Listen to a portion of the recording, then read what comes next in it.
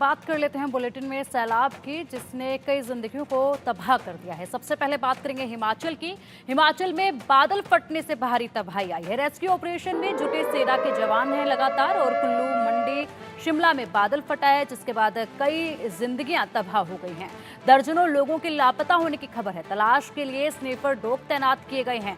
तो लगातार rescue operation जारी है, लेकिन कई सारे लोगों की जिंदगियां जो हैं सैलाब में तबाह हो चुकी हैं। कई लोग अभी भी अपनी जिंदगी को वापस ट्रैक पर लाने की उम्मीद में आश लगाए हुए बैठे हैं, और उनकी पूरी उम्मीद यही है कि कहीं ना कहीं से उन्हें मदद मिलेगी, उनकी जिंदगी एक बार फिर से सामान्य होगी, एक बार फिर से उनकी जिंदगी दोबारा से पटरी पर आकर एक नॉर्मल जिंदगी जो है वो अपनी गुजार पाएंगे। ये आश लगाए अभी भी कई लोग, कई हजार लोग बैठे हुए हैं, और कई हजार लोगों की जिंदगियां भी इसमें तबाह हुई हैं। कई लोग अभी लापता हैं, जिनकी तलाश लगातार जारी है।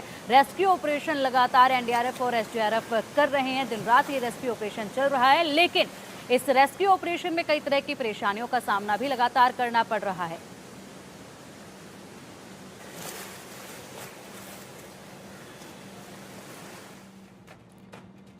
और बात अब मध्य प्रदेश की। मध्य प्रदेश में आज भारी बारिश हो सकती है। मध्य प्रदेश के 5 जिलों में रेड अलर्ट जारी किया गया है, तो वहीं 10 जिलों में ऑरेंज अलर्ट जारी किया गया है।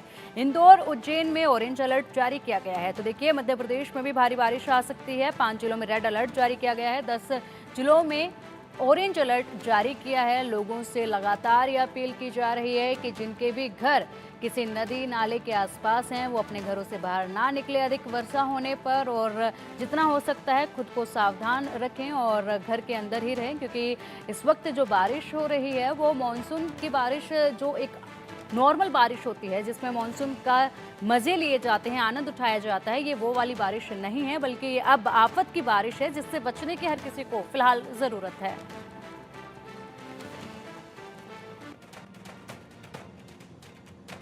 वहीं दूसरी तरफ नासिक के कई इलाकों में बारिश से हालात बिगड़ चुके हैं। भारी बारिश से उफान पर है सारी नदियां, और गोदावरी नदी खतरे के निशान से ऊपर बह रही है। बाढ़ जैसे हालात बने हुए हैं। यहाँ पर भी लगातार प्रशासन नजर बनाए हुए है। तमाम तरह की कोशिशें प्रशासन द्वारा भी हैं कि जितना हो सके उतना कम नुकसान इस आफत की बारिश में हो, लेकिन बाढ़ जैसे हालात नासिक में भी बने हुए हैं। कई इलाकों में बारिश से बाढ़ जैसे हालात हैं। नदियां उफान पर हैं।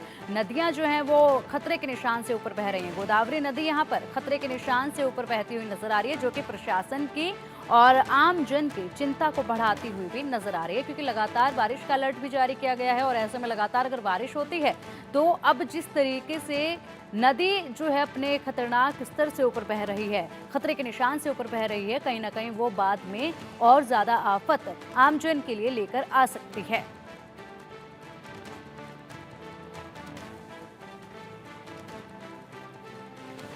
तो ये तस्वीरें आप देख रहे हैं लगातार किस तरीके से सड़कें जो हैं वो पूरी तरह से दरिया में बदल चुकी हैं, और लोगों के घरों में पानी घुस चुका है। लोगों के घरों का सामान जो है वो खराब हो चुका है। लोगों का घर से बाहर निकल पाना मुश्किल हो चुका है, और लोग जो हैं अपने घर से बाहर इधर उधर कहीं जा भी नहीं सकते हैं, क्योंकि बरसात जो है इस कदर लगातार हो रही है। पानी चारों तरफ महज नज़र आ रहा है। तालाब बन चुके हैं तमाम सड़कें, और लगातार तस्वीरें आपको दिखा रहे हैं कि हर इलाके की, हर राज्य की तस्वीरें आप तक पहुंचा रहे हैं।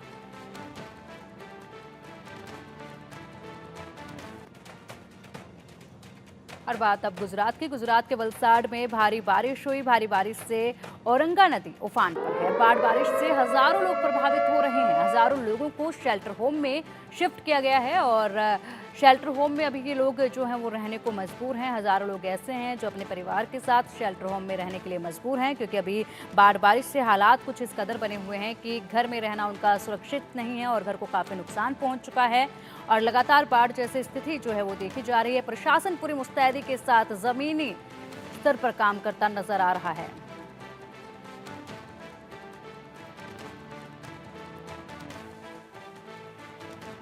पूरे गुजरात में इस बार जमकर बारिश हो रही है, तो साथ ही में गुजरात और महाराष्ट्र की बॉर्डर पे आए वलसाड जिले में भी बहुत ही बारिश का प्रमाण ज़्यादा है। अभी हम जो तस्वीरें देख रहे हैं वो वलसाड के बंदर रोड की है, जहां पे पानी की जाने नदी बह रही हो ऐसी तस्वीरें दिखाई दे रही है। और ये खास तौर से इसलिए हुआ है कि महाराष्ट्र जो इलाका है, जो वलसाड़ के धर्मपुर और कपराड़ा के तालुके के ऊपरी इलाके हैं, वहाँ पे जमकर बारिश हो रही है और इसके सीधा सीधा जो पानी है वो औरंगा नदी के माध्यम से इस एरिया को इफेक्ट करता है। आज जो पानी औरंगा नदी से बह रहा है, उसके कारण वलसाड़ का काश्मीरा नगर, बरूडियावाड़ है, छिपवाड़ है, वो जो एरिया है वो प्रभावित हुए हैं और कई लोगों के घरों में पानी भर गया है। लोग काफ़ी परेशान हैं और करीब करीब 400 से ज़्यादा लोगों को सुरक्षित स्थल पे स्थलांतर किया गया है। हमारे साथ यहाँ पे लोकल लोग हैं, उनसे बात करने की कोशिश कर। नवीन भाई है मेरा नाम। मैं हनुमान बागड़ा रहता हूँ। अभी मैं 5 बजे से यहाँ पे खड़ा हूँ, लेकिन हनुमान बागड़ा अभी मैं जा नहीं सका हूँ घर पे।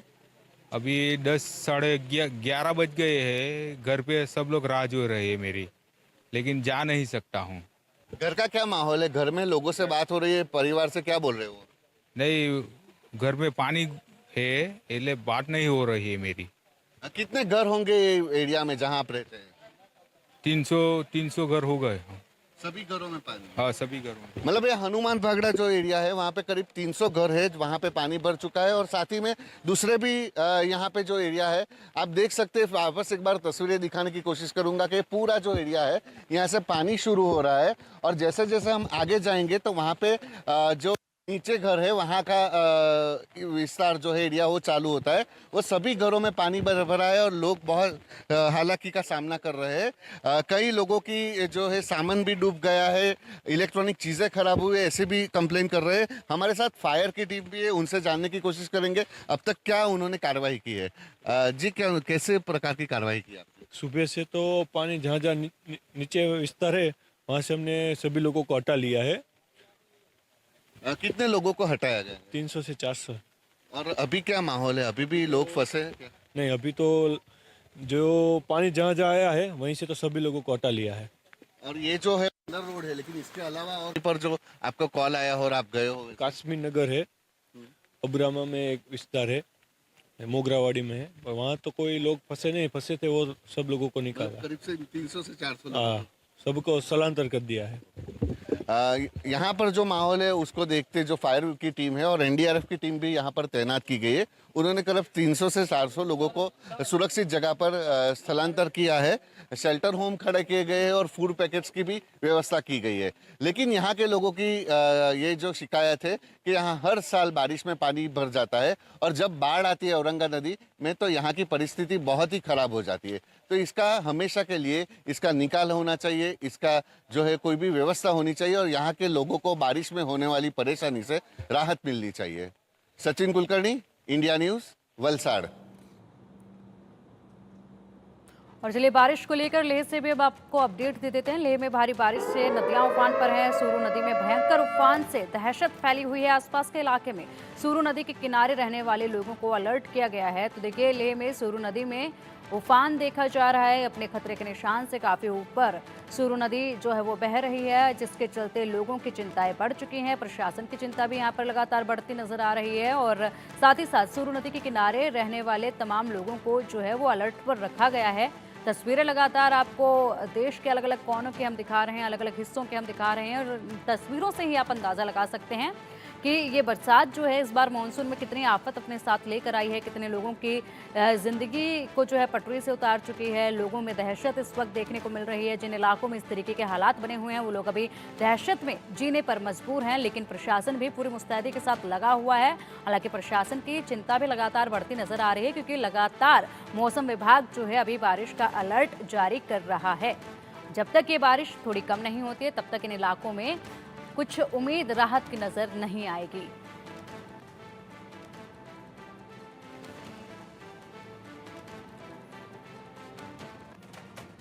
उत्तराखंड में बाढ़ से नदी नाले उफान पर हैं। उत्तराखंड में बाढ़ से त्राहिमाम हो चुका है। अब तक 7,000 से ज्यादा श्रद्धालुओं को रेस्क्यू इस बीच कर लिया गया है। गंगोत्री में उफान पर हैं। गंगा भागीरथ शिला तक पानी पहुंच चुका है और बता दें कि तमाम जो नदियां हैं वो उफान पर हैं और रौद्र रूप जो पानी है अपना वो दिखा रहा है। तस्वीरें देखिए, ये रौद्र रूप है पानी का और ये बहाव इतना तेज़ है कि अगर इसमें एक बार इंसान चला जाता है तो उसको पकड़ पाना काफ़ी मुश्किल हो जाता है और उसके बाद उसको ढूंढ पाना भी काफ़ी मुश्किल हो जाता है, क्योंकि आप बहाव यहीं से देख सकते हैं।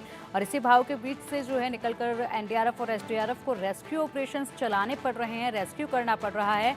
पत्थरों को, चट्टानों को चीरते हुए ये पानी का बहाव जो है पहाड़ों से होते हुए सीधा जा रहा है, तबाही बनते हुए लोगों की जिंदगियों के इर्द गिर्द से निकलते हुए। ये तस्वीरें आप देखिए, लगातार तस्वीरें आपको दिखा रहे हैं किस तरीके से तबाही का ये मंजर है। आसपास के लोग दहशत में जीने पर मजबूर हैं और लोगों की ज़िंदगी इस वक्त वहाँ पर काफ़ी मुश्किल में है, जिसका अंदाज़ा लगा पाना शायद मुश्किल होगा, क्योंकि जिस तरीके की ज़िंदगी वहाँ के लोग इस वक्त जीने पर मजबूर हैं उसका अंदाज़ा नहीं लगाया जा सकता है। रिलीफ कैंप बहुत सारे बनाए गए हैं, रिलीफ कैंप में लोग रह रहे हैं, कई लोग लापता हैं, उनके घर वाले उनके मिलने की उम्मीद लगाकर दिन रात इंतज़ार कर रहे हैं। एक टकटकी लगाए अपनों से मिलने का इंतजार जो है वो लोग कर रहे हैं। एनडीआरएफ और एसडीआरएफ की टीमें लगातार उनकी तलाश में जुटी हुई हैं। रेस्क्यू ऑपरेशन लगातार जारी है। रेस्क्यू ऑपरेशन में भी कई तरह की बाधाएं देखनी पड़ रही हैं।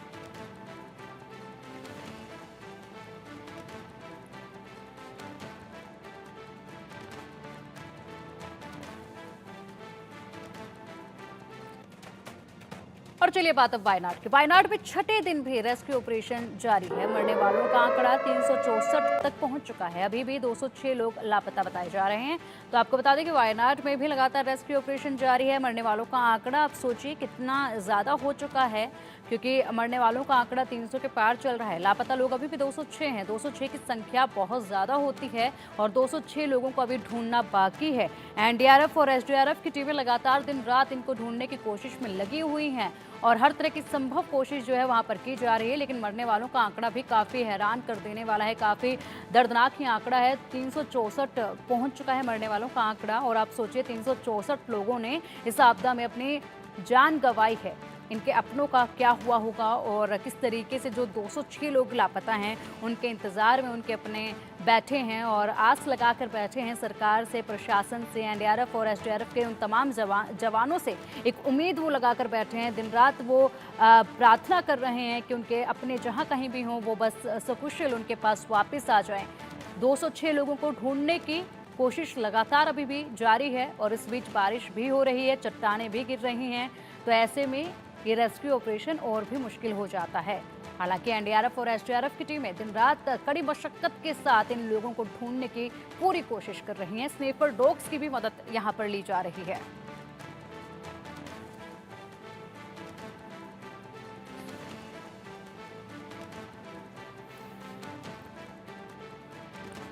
और चलिए अब इसी सिलसिले में राजस्थान का भी रुख कर लेते हैं। राजस्थान के बूंदी में भारी बारिश हुई है। बूंदी के कई इलाकों में भारी जल भराव हुआ है। कई हिस्सों में बाढ़ जैसे हालात हैं। घरों से लेकर दुकानों तक पानी भर चुका है। तो देखिए ये तस्वीरें आप देखिए, तस्वीरों में देखिए ये पानी का रौद्र रूप।